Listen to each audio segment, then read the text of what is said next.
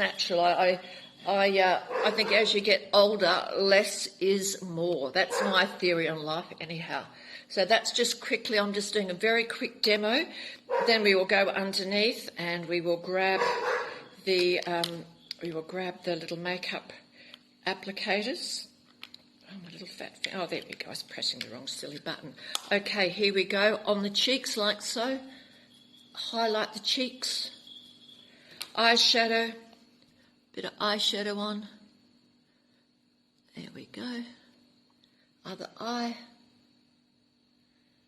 And I'm just doing this on the phone camera, so, you know, I'm not a makeup artist by any stretch of the imagination, but I do love this on my eyes. It's just a nice natural look, and I just find a lot of makeup never suits me. Now let's go for the lips. Hey, let's pop it on the lips as well. Okay, and I like to finish off with my own lippy, my own lip gloss. Just to give it a bit of oomph.